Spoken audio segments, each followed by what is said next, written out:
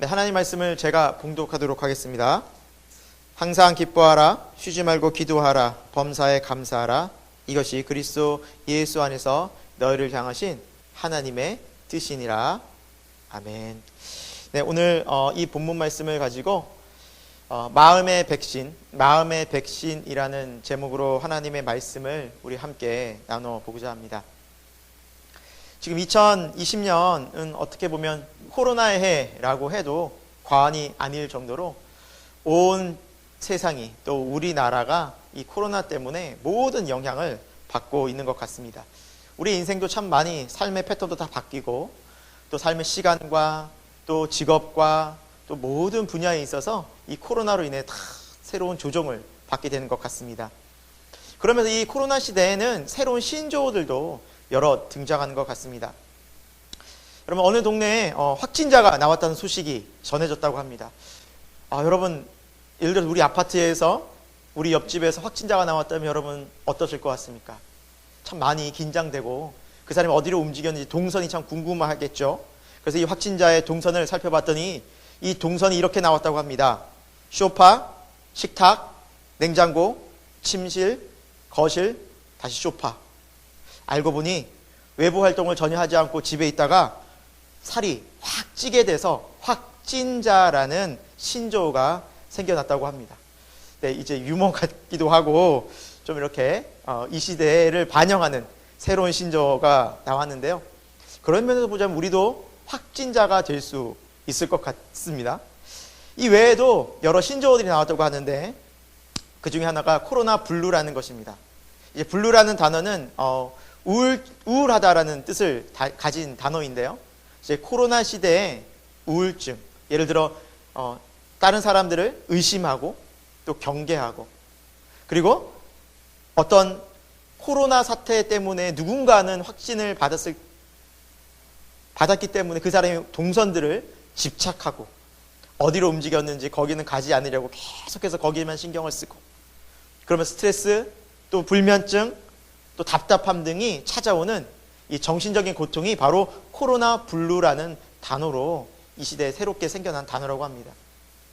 뿐만 아니라 상상 코로나라는 단어도 있다고 합니다. 그것은 뭐냐면 목이 아프거나 조금만 열이 나거나 조금만 몸이 상태가 안 좋아도 혹시 나 코로나 걸린 거 아니야? 너 코로나 걸린 거 아니야?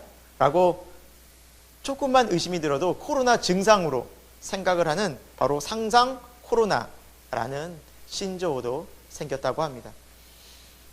그만큼 우리 삶 속에서 지금 코로나가 깊숙이 자리하고 있고 우리 삶의 다양한 부분들이 이 코로나로 인해서 많이 상황들이 바뀌어지게 됐다는 것이겠죠.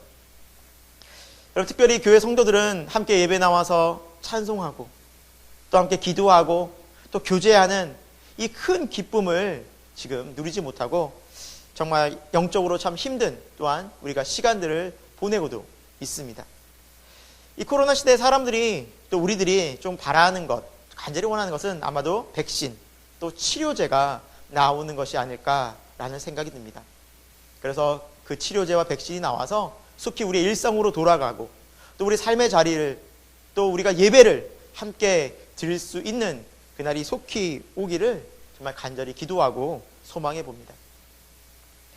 그런데 우리가 이 백신을 통해서 이 백신 때문에 우리가 질병을 예방하고 또 질병을 치유할 수 있지만 한 번 더 생각해 보면 우리의 마음의 문제는 어떨까라는 것이죠. 여러분, 코로나 사태가 끝나면 우리에게는 아무런 걱정과 근심거리가 없어질까요? 모든 것이 사라지고 아름다운 평화로운 시대가 올까요? 돈 문제, 건강 문제, 관계의 문제, 직장의 문제들을 모든 문제들이 해결되고 이제 아름다운 세상이 올까요? 그렇지 않을 것입니다. 여전히 우리 삶 속에는 우리의 마음을 짓누르고 우리의 생각을 힘들게 하고 어렵게 만드는 여러 가지 문제들, 근심과 두려움들이 찾아올 것입니다. 여러분, 근본적으로 이 시대의 많은 문제들은 겉으로 드러나는 문제들보다는 마음의 문제가 더 크다는 것이죠. 근본적으로 우리 마음을 지키고 우리 마음이 어떤 마음을 품느냐에 따라서 우리는 이 현실을 새롭게 달리 살아갈 수도 있다는 것입니다. 여러분, 이 코로나, 이 어려운 이 시대에, 지금 이 현 시대에 하나님은 우리를 집중하고 계시고 우리를 지켜보고 계시고 또한 이 시대를 잘 이겨낼 수 있는 믿음의 방법들을 우리에게 제시하신 줄로 믿습니다. 저는 그것이 말씀이라고 믿습니다. 하나님의 말씀은 우리 마음의 치료제가 되십니다. 주의 말씀은 우리 마음의 백신이 된다는 것이죠. 여러분, 그래서 우리가 더욱 중요한 것은 바로 하나님의 뜻을 알고 하나님의 말씀 속에서 우리 마음을 지키는 것, 우리의 믿음을 지키는 것이 더욱 중요하다는 생각을 해봅니다. 그래서 오늘 말씀은 이 세 가지를 말씀합니다. 항상 기뻐하라, 쉬지 말고 기도하라, 범사에 감사하라. 이것이 그리스도 예수 안에서 너희를 향하신 하나님의 뜻이니라 말씀하고 있습니다. 여러분, 하나님 아버지의 뜻은 오늘 우리가 이렇게 살기를 원하고 있다는 것이죠. 여러분, 주의 말씀은 진리입니다. 비록 이 말씀이 2000년 전에 쓰여진 말씀이라도 오늘날 우리에게도 동일하게 이 말씀이 필요한 줄로 믿습니다. 여러분, 오늘 말씀이 쓰여진 배경을 잠깐 살펴보면 이 말씀은 데살로니가 전서에 있습니다. 이 데살로니가라는 이 지역은 바울이 2차 전도 여행 중에서 3주간 머물면서 이 데살로니가 지역에 교회를 세웠습니다. 그런데 이 데살로니가 지역은 상업이 아주 발달하고 그리고 많은 문물이 왔다 갔다 다니던 항구 도시, 번창하던 그렇게 큰 도시였다고 합니다. 그런데 이곳에 하나님의 말씀이 능력 가운데 임하자 교회가 세워집니다. 3주였지만 많은 사람들이 주 예수 그리스도를 믿고 변화되기 시작합니다. 그런데 이곳 교회를 유대인들이 공격하기 시작합니다. 핍박하기 시작합니다. 그때 바울의 일행은 급히 피하고 특히 바울은 그 밤에 야밤에 그 위험 지역을 벗어나서 다른 지역으로 이동하게 됩니다. 그리고 그 데살로니가 지역은 함께 사역을 했던 실라, 디모데가 남아서 그 교회의 나머지 일들을 돌보고 있었습니다. 여러분, 바울의 입장에서는 3주간, 좀 짧게 3주밖에 안 되는 이 기간 동안 교회를 세우고 또 교회와 함께 했기 때문에 너무나 아쉬웠습니다. 여러분, 3주간 교회가 세워지면 어떤 일을 할 수 있을까요? 얼마나 든든히 세워질 수 있을까요? 정말 쉽지 않습니다. 참 우리 교회 개척하고 3주 됐다고 생각해보면 정말 너무나 약한 상태일 수밖에 없다는 것이죠. 여러분, 이 3주간의 시간 이후에 이 교회가 환난과 핍박과 또 많은 어려움, 세상의 유혹들 속에서 어떻게 지내고 있을지 바울은 늘 마음에 걱정이 되고 그곳에 마음이 가 있었을 것입니다. 그래서 바울은 고린도라는 지역에서 그곳에 편지를 쓰기 시작합니다. 어떻게 지냈는지. 그리고 마침 그 편지를 쓸 즈음에 제자 디모데가 이 데살로니가 교회에서 좋은 소식, 믿음의 소식을 전하고 있습니다. 그러한 배경이 되어서 오늘 이렇게 데살로니가 전서가 쓰여지게 되었다는 것이죠. 여러분, 우리도 이 말씀이 오늘 이 시간, 이 시대에 우리에게 필요한 이유가 바로 그렇다고 생각합니다. 이 데살로니가 지역이 상업이 발달하고 잘 살고 정말 세상적으로 보면 부러울 것 없는 부가 번창한 그런 시대였지만 영적으로 보자면 빈약했고 약했고 유혹도 많았고 쉽게 넘어질 수밖에 없는 상황이었습니다. 그때 바울은 간절한 마음으로 그 교회를 향해 권면하고 있는 내용이 바로 데살로니가 전서이고, 특별히 오늘 본 말씀, 기뻐하고 기도하고 감사하는 생활을 잊지 말라는 그 메시지가 오늘 이 시대 우리에게도 너무나 필요한 말씀인 것 같습니다. 여러분, 오늘 이 시대에도 우리는 물질의 풍요로움, 또 물질의 우상, 세상의 많은 쾌락들, 유혹들이 있지 않습니까? 또 삶의 또 전반적인 어려움들, 또 교회가 때로는 핍박과 환난과 고통도 당하고 있는 그런 시대를 우리는 마주하고 있습니다. 그럼에도 불구하고 하나님은 오늘 우리에게 말씀하십니다. 주의 뜻이 무엇인지 말씀해주고 계십니다. 오늘 이 첫 번째 주에는 다음 주까지 우리가 2주간 이 말씀을 살펴볼 텐데요. 오늘 이번 주에는 항상 기뻐하라 라는 이 한 가지 우리 주제를 놓고서 함께 이 말씀을 생각해 보고자 합니다. 오늘 하나님께서 우리에게 첫 번째 주신 권면, 항상 기뻐하라.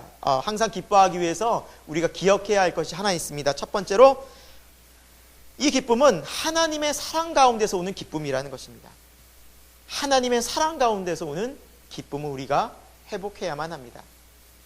여러분, 세상을 살면서 기쁨이 없는, 또 즐거움이 없는 그런 삶은 얼마나 막막하고 살기 힘들까요? 그리고 우리가 세상을 살다 보면 어떤 일을 하게 하는 가장 큰 동기가 뭘까요? 즐거움입니다. 그럼 즐겁지 않으면 할 이유가 없다라는 것이죠. 내가 운동을 좋아합니까? 네, 즐겁기 때문에 합니다. 낚시를 좋아하는 분들이 계십니까? 즐겁기 때문에 좋아합니다. 산을 좋아하시는 분들이 계십니까? 네, 즐겁기 때문에 좋아합니다. 막 다리가 아프고 산 올라가면 힘들고 내려올 때도 더 지치고 배고프고 그런 거 걱정되고 그런 거 싫은 사람은 절대 산에 못 갑니다. 그럼 산에 가면 너무 좋은 거예요. 자연도 좋고 또 사람과 이야기하면 좋고 상쾌하고 그런 즐거움이 더 크기 때문에 시간도 들이고 그리고 정말 에너지도 쏟으면서 그 산에 간다라는 것이죠. 여러분, 그런데 우리가 기뻐하는 것이 삶의 원동력이고 너무나 중요하다는 것을 알겠는데 오늘 말씀은 어떻습니까? 항상 기뻐하라는 것입니다. 여러분, 항상 기뻐한다는 것이 여러분 한번 생각해 보십시오. 무슨 뜻일까요? 상상이 되십니까? 여러분, 항상 기분 좋을 수 있습니까? 여러분, 항상 웃고 다니는 사람 어떻습니까? 여러분, 무슨 표정으로 바라보시나요? 그렇죠. 약간 이렇게 되세요.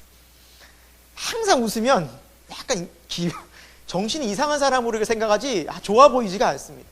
항상 기쁠 수가 있습니까? 항상 기쁘면 우리 병원에 가서 진단받게 합니다. 그래서 성경은 뭐라고 말씀합니까? 항상 기뻐하라고 말합니다. 우리 이 말씀 볼 때 저부터도 참 고민이 됐습니다. 이걸 어떻게 전할까? 아니, 나부터도 항상 기뻐하지 않는데 나부터도 항상 기쁘지 않는데 이걸 도대체 어떻게 해야 하나님, 이게 무슨 뜻일까요? 라고 묵상해 보았습니다. 그런데 이 묵상해 보면서 이 기쁨을 생각해 보면서 그렇구나, 우리 이렇게 살 수 있구나라는 하나님께서 말씀을 주셨습니다. 오늘 그 말씀을 여러분과 함께 나누고 싶습니다. 그러면 성경적으로 우리가 한번 살펴보겠습니다. 하나님께서 세상을 창조하십니다. 창세기 1장 2장에 보면 하나님께서 이 세상을 아름답게 창조하십니다. 첫째 날, 둘째 날, 셋째 날 이 세상을 창조하시면서 하나님께서 매일매일 창조하신 다음에 하신 말씀이 있습니다. 여러분 잘 아실 거예요. 보시기에 좋았더라. 그게 뭐예요? 기뻤더라. 보시기 너무너무 즐거우셨던 거예요. 첫째 날 그렇고 둘째 날 그렇고 셋째 날 그렇고 여섯째 날 사람을 만드시고 보시기에 심히 좋았더라. 여섯째 날은 2번이나 반복하고 있어요. 너무너무 좋았다, 기뻤다, 하나님 보시기에 너무너무 행복했다라는 거죠. 여러분, 그것은 무엇을 의미할까요? 하나님께서는 기쁨 가운데, 즐거움 가운데 세상을 창조하셨어요. 그러니까 이 세상을 보면 즐겁고 기쁜 하나님의 마음이 다 묻어나 있는 거예요. 특별히 사람에게 도한다는 것이죠. 하나님의 형상을 지음받아 하나님이 기쁨이 넘치는, 사랑이 넘치는 하나님의 형상을 따라 지음받은 존재가 누구예요? 사람입니다. 그래서 사람도 기쁨의 존재입니다. 하나님의 그 기쁨을 물려받은 거예요. 우리에겐 기쁨이 있어요. 여러분, 그리고 이 아담과 하와가, 하나님께서 처음 만드신 아담과 하와가 산 지역이 어디입니까? 에덴 동산입니다. 여러분, 에덴의 뜻이 무엇입니까? 기쁨이에요. 기쁨. 그러니까 창조에서부터 하나님은 그 기쁨의 장소에서 우리로 살게 하셨어요. 이 인간은 처음 태어나면서 이 기쁨이라는 존재를, 기쁨이라는 것을 마음에, 또 우리 삶 속에 깊이 경험하고 또 원하고 또 바라는 그런 존재로 만들어졌기 때문에 우리의 기본적인 성향 자체가 뭐예요? 즐거움을 추구하는 거예요. 즐거운 일이라면 하고 싶은 거예요. 기쁜 일이라면. 그런데 문제가 생겼어요. 무슨 문제입니까? 인간이 바로 죄를 짓게 되었습니다. 하나님을 떠나게 되었습니다. 죄라는 것은 다른 것이 아닙니다. 우리 중심에, 우리 마음에서 하나님이 중심되지 않고 내가 중심이 되기 시작하고 내가 원하는 것, 하나님이 주시는 것이 아니라, 하나님의 기쁨이 아니라 내가 기쁨을 찾아보겠다는 거예요. 하나님을 떠나게 됩니다. 결국 어디를 떠나게 되었습니까? 에덴을 떠나게 된 거예요. 기쁨의 동산을 떠나게 됐습니다. 그때서부터 우리 사람은 이 기쁨을 누리고 싶어 합니다. 사람에게서, 이 일 쪽에서, 세상의 쾌락에서, 세상의 문화에서, 세상의 즐거움 속에서 우리가 늘 기쁨을 찾아보려고 합니다. 네, 우리는 여기에서도 기쁨을 누릴 수 있습니다. 가족에게서 기쁨, 행복 찾습니다. 내가 사랑하는 그 무엇인가를 좋아하고 할 때, 또 내가 사랑하는 뭔가 반려동물과 함께하고 있을 때, 내가 좋아하고 사랑한 것을 얻었을 때 우리는 기쁘기도 합니다. 그러나 문제가 하나 있습니다. 그 기쁨이 절대로 오래가지 않는다는 거죠. 우리 기쁨의 대상은 항상 변한다는 것이요. 사랑하는 가족들도 어느 순간 우리의 삶을 떠나게 되고, 그토록 사랑했던 반려동물들도 우리의 삶을 떠나게 되고, 그토록 사랑하고 그렇게 원했던 것들도 어느 순간 다 사라져버리는, 결국 잠깐의 기쁨, 영원하지 않은 기쁨 때문에 우리 마음은 터진 웅덩이처럼 채워도 항상 공허함만이 남는다는 것이죠. 여러분, 그렇습니다. 성경적으로 보면 우리의 영혼은 영원한 것이 아니고서는 채울 수 없는 그런 존재로 창조되었기 때문에, 만들어졌기 때문에 그 영원한 빈자리는 하나님만이, 바로 영원히 변치 않는 하나님의 사랑으로만이 채워질 수 있다는 사실입니다. 여러분, 그래서 우리는 항상 기뻐하라 라는 말씀 속에서 먼저 우리가 항상 기뻐할 수 있는 이 영원한 사랑의 근원이 되시는 하나님의 사랑을 우리가 채워야 한다는 것입니다. 그 사랑이 아니고서는 우리가 도저히 우리 공허한 마음을 채울 수가 없다는 것이죠. 제가 초등학교 시절 때 했던 과학 실험 중에 기억에 남는 것이 있습니다. 그것은 접붙이는 실험이었습니다. 나무의 가지를 잘라서 그 끄트머리를 싹 벗겨내서 어떤 그 대가 굵은 줄기에 나무 줄기 싹 접붙이니까 이 나무가, 이 가지가 사는 겁니다. 그리고 계속해서 영양분을 그 나무로부터 공급받아서 열매도 맺힌다는 것이죠. 여러분, 우리의 인생이 말라 비틀어지고 우리의 삶이 걱정과 두려움으로 가득하고 만족과 기쁨이 없는 그런 인생이라 할지라도 영원한 사랑의 근원이 되시는 하나님께 접붙이는 그 순간 어떻게 될까요? 우리 인생은 달라진다는 것입니다. 그 하나님의 사랑으로부터 끊임없는 은혜를, 끊임없는 사랑을 공급받는다는 것입니다. 그 기쁨을 우리는 계속해서 수혈받는다는 것입니다. 여러분, 이것이 첫 번째 항상 기뻐할 수 있는 기쁨의 원리라는 것입니다. 이 기쁨의 놀라운 구원의 은혜를 우리에게 주러 오신 분이 누구십니까? 예수 그리스도였습니다. 여러분, 그래서 히브리서 12장 2절 말씀은 우리에게 이렇게 말씀하고 있습니다. 제가 한번 읽어보도록 하겠습니다. 믿음의 주요 또 온전하게 하신 이인 예수를 바라보자. 그는 그 앞에 있는 기쁨을 위하여 십자가를 참으사 부끄러움을 개의치 아니하시더니 하나님 보좌 우편에 앉으셨느니라. 여기서 중요한 메시지가 나옵니다. 그것은 뭐냐면 예수님은 어떤 분이신가? 십자가를 지신, 고통 가운데 죽으시는 분이신데, 그분이 십자가를 칠 때 마음이 이렇게 표현되어져 있어요. 그 앞에 있는 기쁨을 위하여 십자가를 참으셨다. 여러분, 그 앞에 있는 기쁨이 어떤 기쁨일까요? 우리가 잃어버렸던 기쁨을 회복하고 잠깐의 이 세상적인 그 터진 웅덩이 속에서 만족하지 못하는 삶을 살다가 영원한 하나님의 사랑을 회복하고 다시 한번 영원히 기뻐할 수 있는 그 기쁨의 모습을 우리 주님은 보신 겁니다. 십자가를 통해서 회복될 우리의 모습을 기쁨으로 보고 십자가를 지신 겁니다. 여러분, 예수님이 십자가를 통해서 우리에게 주어진 삶은 무엇입니까? 하나님 안에서 다시 기뻐할 수 있는 에덴의 삶이 회복되었다는 것입니다. 우리의 마음이, 우리의 삶이. 사랑하는 여러분, 예수님께서 우리에게 찾아오시고 그 십자가에서 처절하게 죽으신 이유는 더 이상 우리가 모든 염려와 근심과 두려움과 질병과 고통과 이 사망과 영원한 죄 속에서 갇혀 지내던 감옥과 같은 마음의 그런 감옥과 같은 인생에서 우리를 해방시키셔서 다시 기쁨의 자리로, 즐거움의 자리로, 영원한 하나님 안에서 기쁨을 누리고 살도록 우리를 구원하기 위해서 오신 분이 예수님이셨습니다. 여러분, 그래서 성경은 이 예수 그리스도를 만나 새로운 기쁨의 삶을 살아간 사람들로 충만한 것입니다. 대표적으로 누가 있을까요? 우리는 요한복음의 4장에 나오는 사마리아 여인을 들 수 있습니다. 결혼을 무려 5번이나 했습니다. 이 여인은 세상에서 남자로부터, 그 결혼으로부터 그 기쁨을 찾고 싶었습니다. 행복을 찾고 싶었습니다.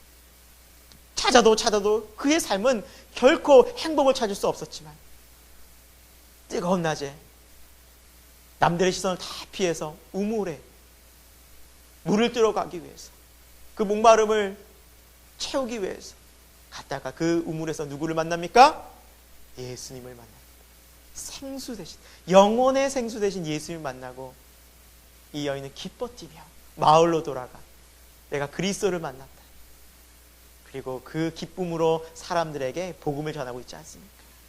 이 여인이 예수님을 만나 그 안에 해결되지 못한 그 영혼의 갈증이 다 해결이 돼서 그가 물을 뜨러 갔지만 그 물동이도 버려둔 채 영혼의 기쁨을 안고 그는 다시 세상으로 나오지 않습니까? 예수 그리스도가 오신 이유는 바로 이것이라는 것입니다. 예수님이 오셔서 우리는 하나님의 사랑을 합니다. 스바냐 3장 17절은 하나님이 우리를 이렇게 사랑한다고 말씀하고 있습니다. 제가 한번 스바냐 3장 17절 말씀 읽어보도록 하겠습니다. 너의 하나님 여호와가 너의 가운데 계시니 그는 구원을 베푸실 전능자이시라. 그가 너로 말미암아 기쁨을 이기지 못하시며 너를 잠잠히 사랑하시며 너로 말미암아 즐거이 부르며 기뻐하시리라. 아멘. 하나님이 우리를 바라보실 때 기쁨을 이기지 못하고 또한 우리를 잠잠히 사랑하시고 즐거이 부르신다 말씀하십니다. 여러분 요즘에 일교차가 심하죠. 네, 아침 저녁으로 쌀쌀합니다. 그래서 저희도 집에서 다시 두꺼운 이불을 꺼냈습니다. 저도 그렇고 아이들도 그렇고. 근데 이제 아이들은 밤에 잠을 잘 때 뭐 조금 더우면은 이불 다 쳐당기지 않습니까? 그리고 추우면 벌벌벌 떨고 자는 경우가 많은데 저희 아들이 그러는데 저는 또 요즘 같이 또 일교차가 심하니까 새벽마다 또 몇 번씩 깨어서 그 아이들의 방을 찾아갑니다. 네. 그리고 아이들이 이불을 쳐당기고 있으면 이불을 안 덮고 배가 나와 있으면 다시 옷을 넣어주고 그 이불을 다시 덮어줍니다. 그 아이들이 감기 걸리지 않고 그 아이들이 건강하다. 그러나 그 아이들은 모릅니다. 아빠가 이렇게 했는지 아빠가 몇 번을 밤마다 왔다 갔다 했는지 전혀 아이들은 모릅니다. 제가 그걸 하면서 느낀 것이 하나 있습니다. 아, 그렇구나. 하나님이 우리를 이렇게 사랑하시겠구나. 나는 잘 모르겠지만 나는 다 알지도 못하겠지만 잠잠히 은밀하게 나에게 이불을 덮어주시겠구나. 나의 슬픔을 아시고 위로해 주시는구나.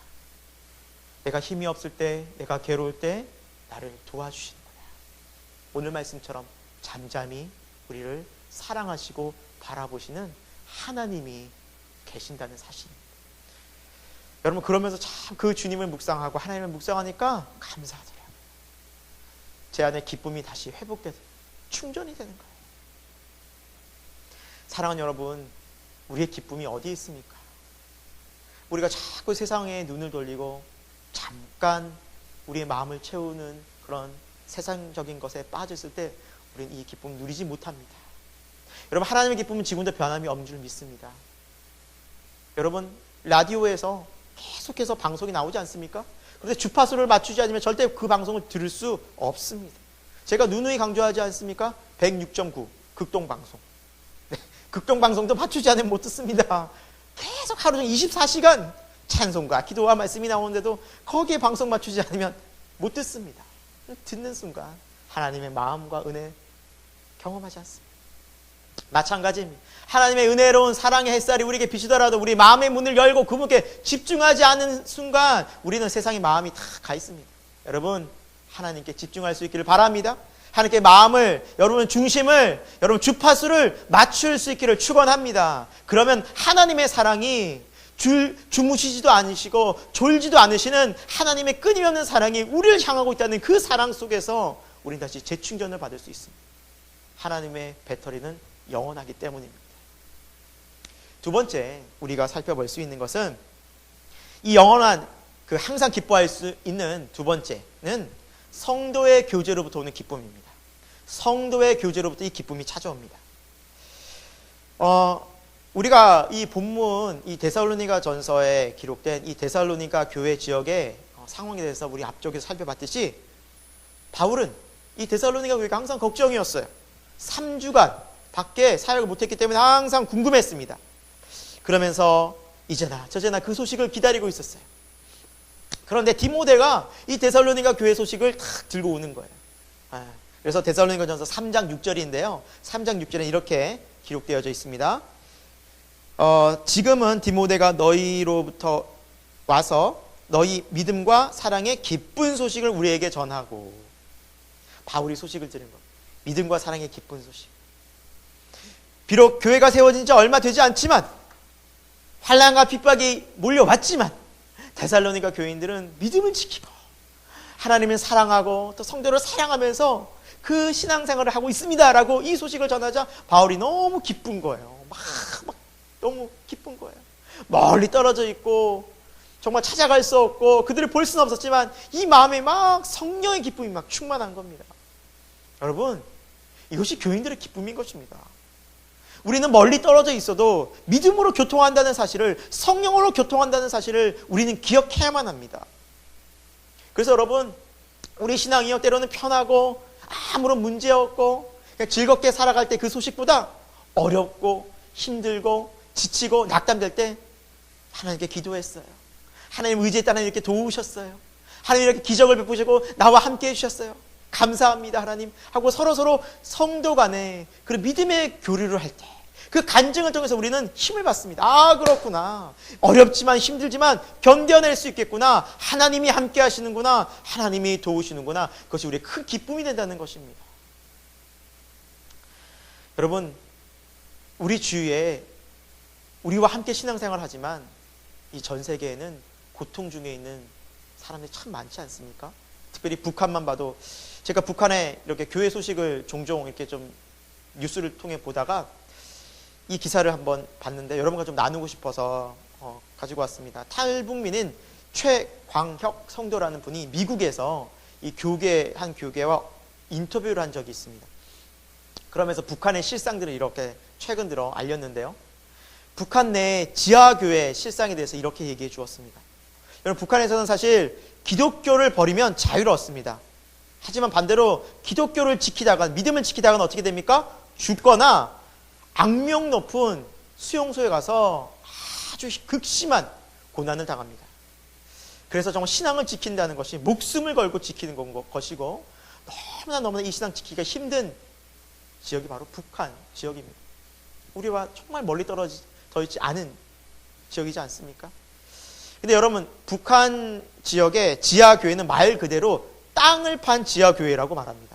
근데 왜 땅을 팠느냐 살펴보니까 북한 지역엔 냉장고가 많이 없으니까 감자나 겨울에 식량으로 또 김치를 보관하기 위해서 집집마다 또 이렇게 땅을 파서 동굴처럼 땅 속에 감자나 김치를 보관하기 위해서 땅을 파고 그곳에서 그것들을 보관했다고 합니다. 그런데 성도들이 그곳에서 예배를 드리는 거예요. 그곳을 지하교회를 합니다. 근데 어떻게 드리냐? 전기가 없잖아요. 컴컴한 굴이니까 손전등을 켜고 성경책을 보대요. 그리고 예배 드리려면 찬송을 불러야 되잖아요. 근데 찬송 소리가 시끄러울까 봐 콧노래를 부른다는 거예요. 콧노래로 찬송을 해요. 그러면서 그곳에서 그 형제자매들은 신앙과 믿음을 지키기 위해서 그렇게 하나님께 무릎을 꿇고 손을 모으고 예배를 드린다는 것이 바로 이 현재 북한에서 신앙생활하고 있는 우리 형제 자매들이라는 거예요. 그들이 나라의 이 대한민국의 통일을 위해 기도하고 있고 자유를 위해 기도하고 있다는 것입니다. 여러분, 그 간절한 기도가 하나님이 얼마나 기뻐 받으시고, 또 여러분, 그 믿음의 성도들이 그렇게 신앙생활을 한다는 것을 우리가 들을 때 얼마나 도전이 되고 또 얼마나 우리가 큰 감동을 받고 다시 또 힘을 얻습니까? 여러분, 우리를 돌아보게 하지 않습니까? 여러분, 우리가 신앙생활을 하는 이 상황은 사실 거기에 비하면 참 너무나 편합니다. 쉽습니다. 우리가 이런 어려운 때에 우리가 신앙 지키지 않는다면 정말 주님 앞에 우리가 무슨 할 말이 있겠습니까? 여러분, 더 우리가 모이기 힘쓰고 신앙 지키기를 힘쓰고 애를 써야 할 줄로 믿습니다. 여러분, 우리가 신앙생활하는 또 우리 대한민국 상황은 사실은 북한보다는 편할 수 있지만, 그러나 나름대로 우리는 어려울 수도 있습니다. 제가 어떤 형제랑 이렇게 대화를 하다가 그 형제가 그런 간증을 하더라고요. 목사님, 신앙 얘기하는 게 교회에서는 이렇게 편하고 성도들이랑 같이 형제들이랑 얘기하는 건 너무너무 좋은데 바깥에서 직장에서는 믿는 사람 한 명 찾아보기가 쉽지 않습니다. 그리고 신앙에 대해서 영적인 것에 대해서 관심이 전혀 없습니다. 얘기 나누고 싶어도 얘기할 사람이 없고 답답합니다. 그 이야기를 하더라고요. 그리고 함께 이야기할 수 있는 이 나눔의 교제 자리가 너무 감사하다는 거예요. 너무 기쁘다는 거예요. 여러분, 성도들은 그래요. 정말 신앙의 이야기를 해야 돼요. 믿음의 이야기를 함께 나눠야 됩니다. 그래서 여러분, 지금 비록 우리가 온라인으로 예배를 드리고 교제하지 못하지만 오늘 예배가 끝난 다음에 셀 모임에서 여러분 카톡방이라도 여러분 함께 신앙의 이야기, 한 주간 어떻게 지냈는지 믿음의 영적 교류를 나눌 수 있기를 소망합니다. 예, 꼭 하실 수 있기를 바랍니다. 그럴 때 우리가 힘들지만 나와 함께 신앙생활을 하고 있는 그들을 통해서 격려받고 위로받고 그 나눔들을 통해서 우리가 함께 또 이 어려운 시기를 믿음으로 극복해낼 수 있는 힘을 얻게 된다는 것이죠. 사랑하는 여러분, 성도의 교제는 바로 기쁨이 있습니다. 여러분, 이 성도의 이 믿음의 교제를 통해서 우리 기쁨을 다시 한번 회복하고 어렵지만 힘들지만 서로 뜨겁게 영적 교류를 할 수 있는 저와 여러분이 되길 소망합니다. 세 번째, 우리가 항상 기뻐할 수 있는 세 번째 방법은 뭐냐? 우리 신앙은 천국길을 걷고 있다는 것을 기억해야 합니다. 여러분, 우리의 지금 신앙은 천국 길을 가고 있다는 것을 기억해야 합니다. 무슨 말씀일까요? 우리 신앙 생활에 지금 당하는 고난과 또 지금 당하는 모든 삶의 순간순간들이 바로 천국 길로 가는 과정 가운데 있다는 것이죠. 여러분, 우리는 죽은 다음에 분명히 예수 그리스도를 통해서 믿고 천국에 갈 것입니다. 그런데 여러분, 예수님은 우리를 왜 이 땅 가운데, 이 어려운 가운데 그냥 두셨을까요? 바로 천국으로 안 데려가시고 중요한 의미가 있다는 것입니다. 이 땅에 살면서 우리가 중요한 의미들이 있다는 것입니다. 그 의미가 무엇입니까?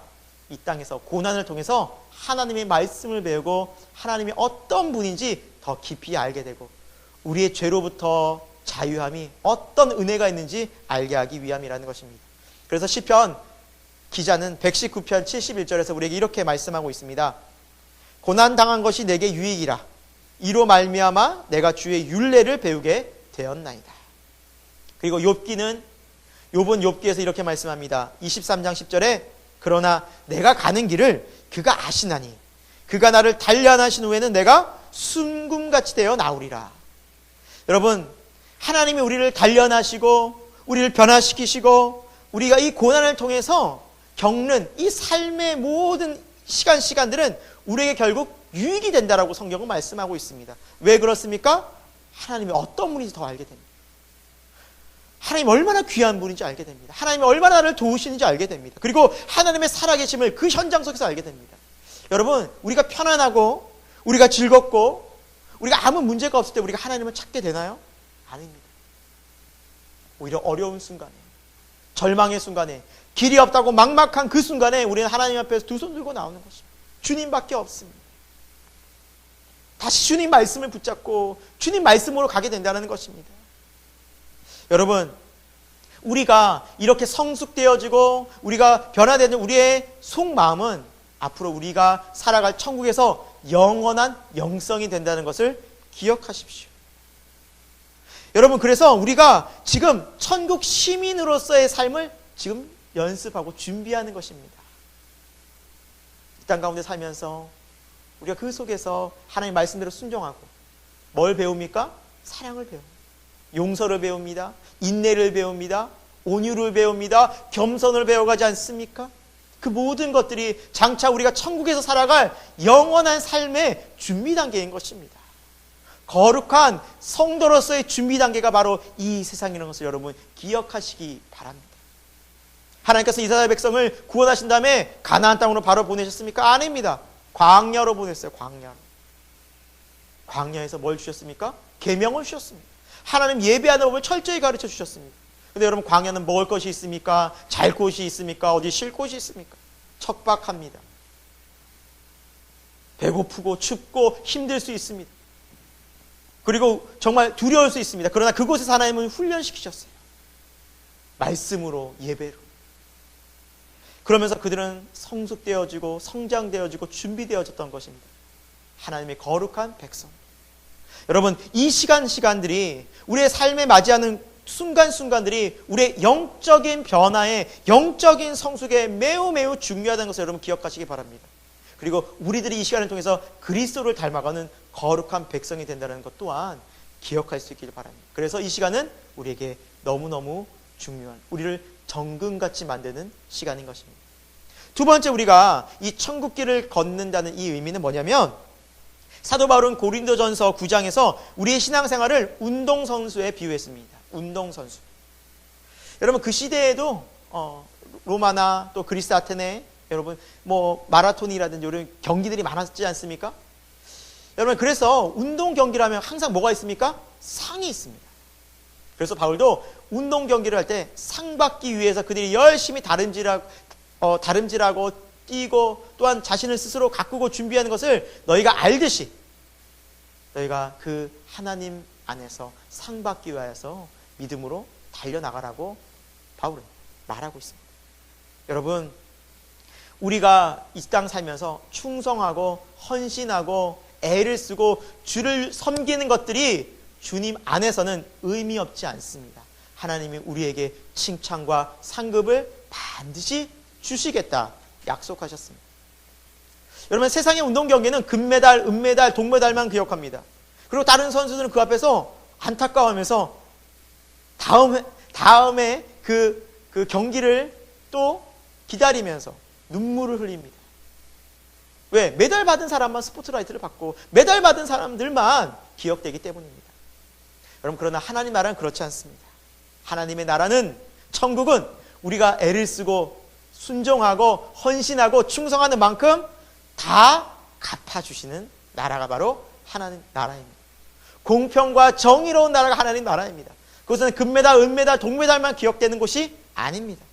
우리 모두가 하나님 안에서 한 대로, 행위대로 칭찬과 상급이 있는 그곳이 바로 천국이라는 것이죠. 여러분, 그렇게 생각해 보니 오늘 우리의 삶이 얼마나 소중한, 오늘 이 시간 내가 살아내고 내가 이 시간 현재 살아가는 그 삶들이 얼마나 소중하겠습니까? 저는 그렇게 생각합니다. 오늘의 삶이, 오늘의 하루가 영원한 천국의 삶을 만들어 가고 있다는 것입니다. 여러분, 그런 생각을 하니 하루하루가 정말 귀하고 천국을 준비하는 그 소망함 가운데 우리가 기뻐할 수 있겠다라는 믿음이 생겼습니다. 여러분, 우리가 지금 당하는 고난, 지금 헌신하는 충성들, 그리고 주를 위해서 핍박당하는 많은 고통들, 주님이 다 갚아주신 날이 온다라는 것이죠.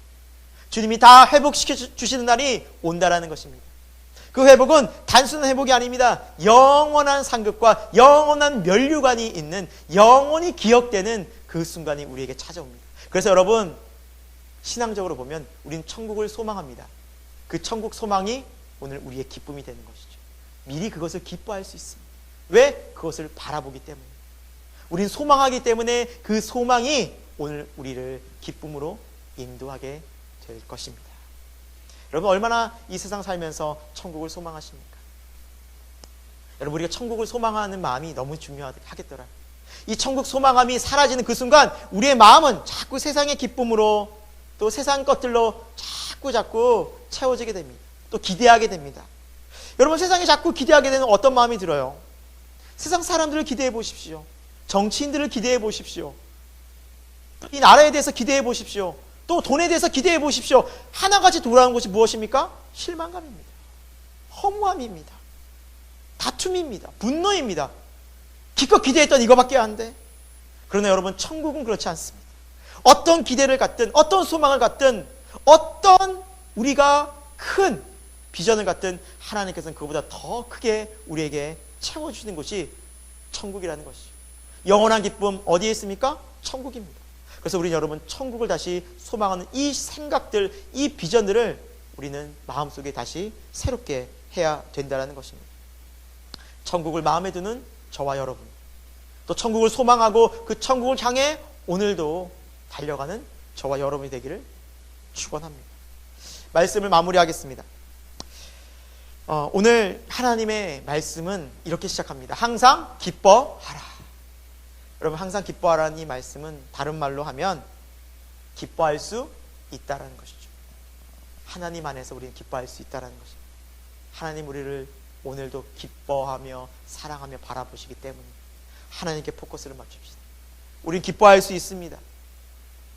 성도들과 교제하면서 신앙의 교제를, 믿음의 교제를, 교류를 나누면서 기뻐할 수 있습니다. 또 기뻐할 수 있습니다. 저 천국을 소망하면서 이 땅 가운데 하루하루가 의미가 있구나, 하나님이 갚아주시고 또 내가 영적으로 변화되어지는 이 소중한 의미들을 되찾을 때 우리는 기뻐할 수가 있다는 것이. 또한 우리는 이 항상 기뻐하라는 명령 속에서 저는 이렇게 하나님이 다시 한번 이 말씀을 통해서 감동 주셨는데, 이 기쁨을 빼앗기지 말라라는 것입니다. 이 기쁨을, 영원한 기쁨을 세상에 헛되고 잠깐의 기쁨과 맞바꾸지 말라라는 것입니다. 여러분, 지켜내야 돼요. 항상 기뻐하라는 명령 속에는 이 기쁨을 빼앗기지 말라는 의미도 포함되어져 있다라는 것입니다. 사랑하는 여러분, 세상에 마음을 두고 우리가 오늘 어디에 마음이 많이 빼앗겨져 있습니까? 여러분의 관심사는 지금 어디에 가 있습니까? 무엇을 보며 즐거워하고 있습니까? 그것이 세상입니까? 아니면 예수 그리스도이십니까? 잠깐 이 나라의, 이 땅의 삶입니까? 아니면 영원한 천국의 삶입니까? 우리가 이제 회복해야 됩니다. 항상 기뻐하는 이 성령의 기쁨을, 은혜의 기쁨을, 하나님의 사랑을 회복할 때 우리는 이 마음에 회복이 일어나고 그것이 진정 우리를 변화시킬 줄로 믿습니다. 여러분, 오늘 말씀은 기쁨에 대해서 살펴보았는데요, 다음 주에는 감사와 또 기도에 대해서 우리 계속해서 살펴보도록 하겠습니다. 우리의 삶이 이러한 하나님이 주시는 은혜, 하나님의 뜻 가운데 거할 때 이 어려운 시대를 넉넉히 승리하게 되고 우리의 마음은 다시 하나님으로 충만하고 성령으로 충만하게 될 줄로 믿습니다. 함께 기도하겠습니다. 하나님 아버지, 오늘 이 시대는 참 우리를 불안과 걱정과 두려움으로, 근심으로 몰아갈 때가 참 많습니다. 코로나가 아니더라도 우리의 삶은 여전히 물질의 문제, 또 건강의 문제, 또 가족의 문제, 직장의 문제, 또 돈 문제로, 관계의 문제로 항상 힘들고 어려운 삶을 살아갑니다. 다시 한번 하나님께서 우리에게 오늘 이 시간 주시는 귀한 말씀, 항상 기뻐하라는 것을 마음속에 다시 한번 되새겨 봅니다. 하나님, 우리의 삶이, 우리의 마음이 세상의 잠깐의 기쁨이 아니라, 세상의 허황된 기쁨이 아니라 영원한 기쁨, 하나님의 사랑, 천국의 기쁨으로, 하나님께서 주시는 아름답고 영원한 사랑과 기쁨으로 다시 한번 회복되기를 간절히 소망합니다. 이 우리가 기쁨을 잃지 않고 빼앗기지 않는 신앙이 되고 하나님 안에서 다시 한번 회복해 나아갈 수 있는 건강한 믿음이 되게 하여 주옵소서. 예수 그리스도 이름으로 기도드립니다. 아멘.